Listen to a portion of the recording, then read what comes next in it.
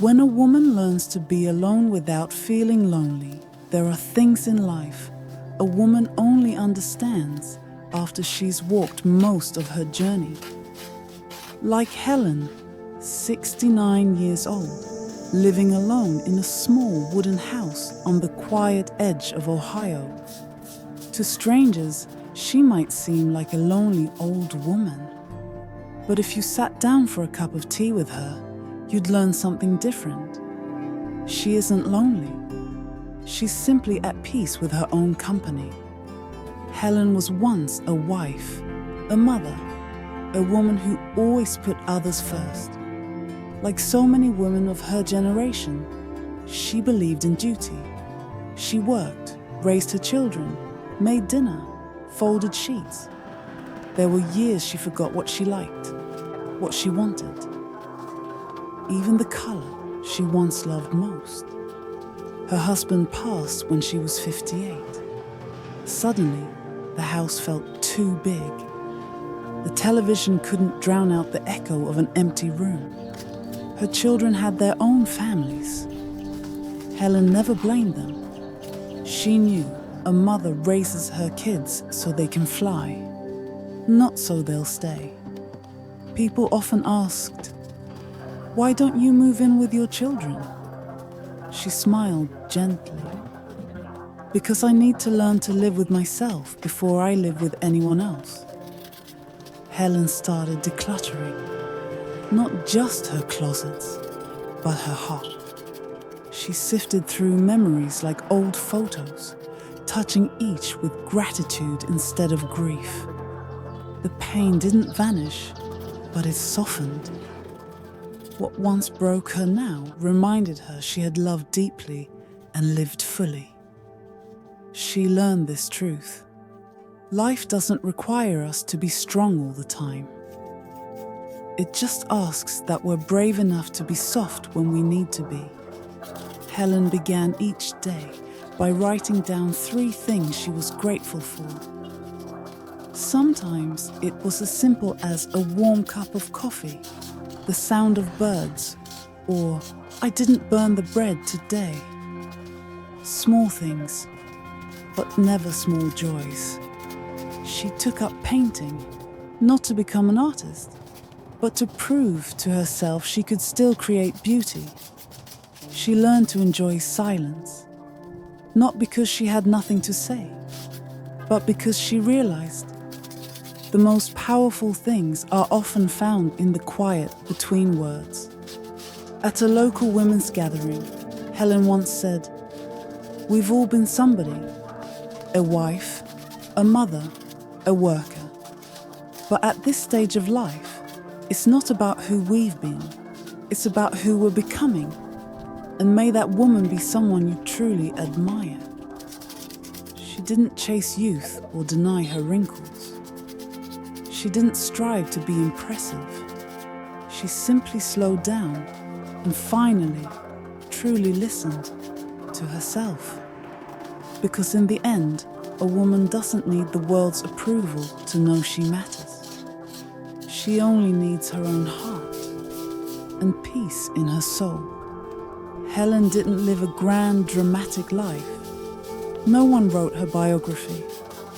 But if you ever met her, you'd carry something quiet and warm with you. She wasn't fireworks. She was a fire that keeps you warm through the longest night. And maybe, just maybe, that's what real living is. Chapter 2. The power of letting go without giving up. Joan was the kind of woman who never gave up. All her life she fought. For her children, for her family's happiness, for her career, for the values she believed were right. But there was one lesson she didn't learn until nearly 70. Not everything is meant to be held onto.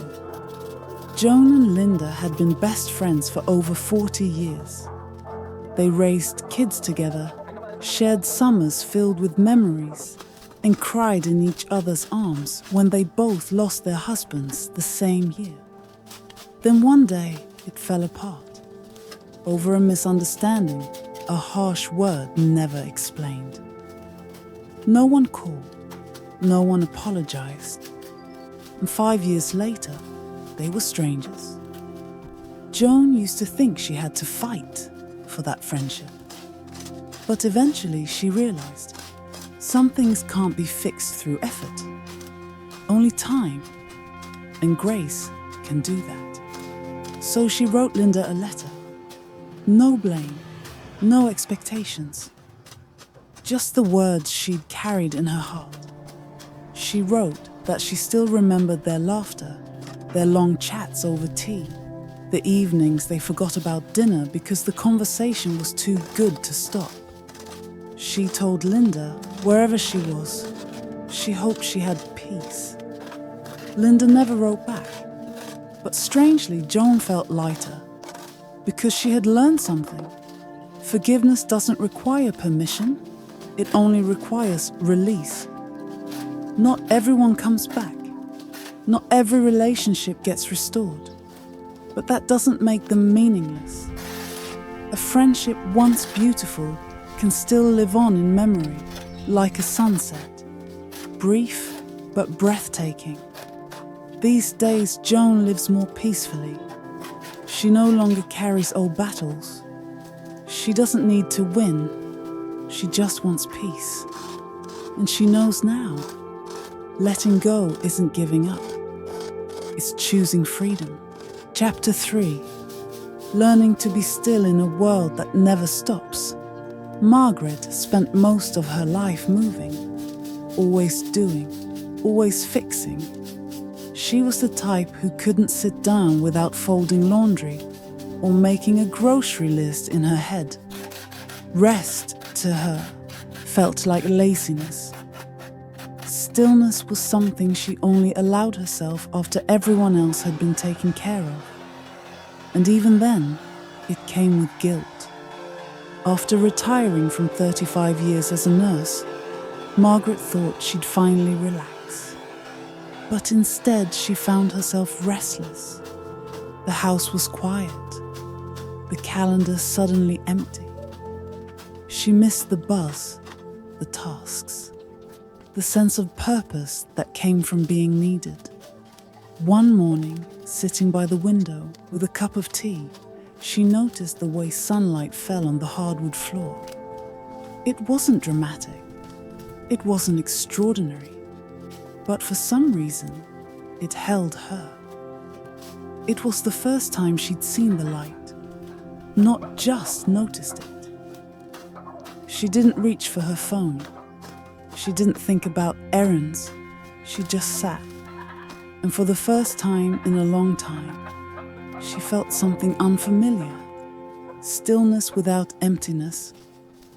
Margaret started practicing something she once thought silly. Mindfulness. Just 5 minutes a day. Breathing. Watching. Listening. Not trying to fix anything. Not trying to be anything. It wasn't easy. Her mind would wander. Her fingers itched to write a to-do list. But slowly she began to understand. Busyness had been her armor. And silence was where she found her truth. The world keeps moving. The phone keeps buzzing. But Margaret learned how to stay rooted, even as life swirls around her. She learned that her worth was not in how much she could produce, but in how deeply she could be present. Now, when someone asks her what she's doing, she sometimes answers, "I'm just being." And that, she's discovered, is enough. Stillness is not the absence of life. It's the space where life becomes visible.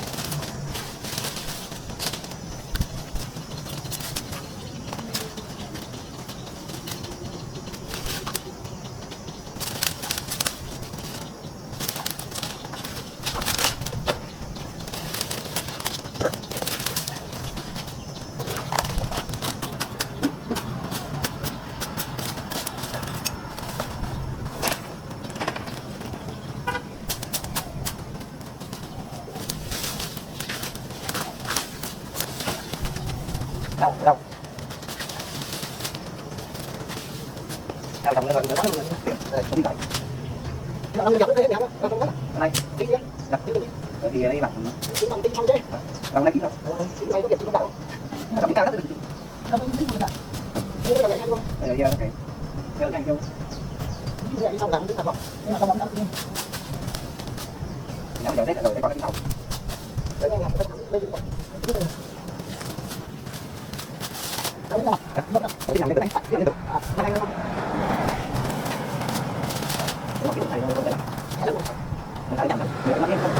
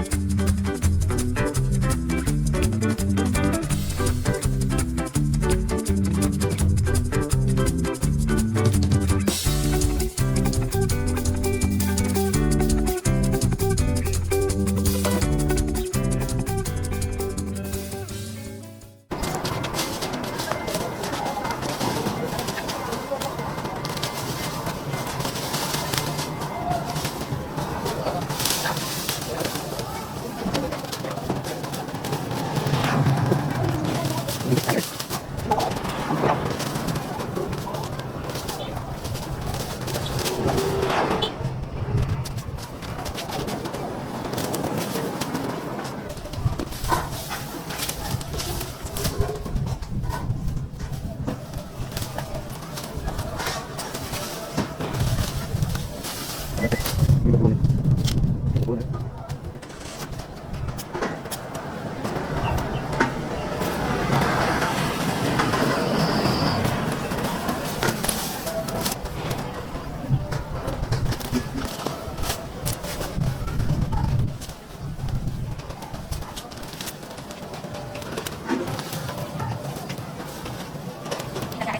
Đó, làm gì nữa?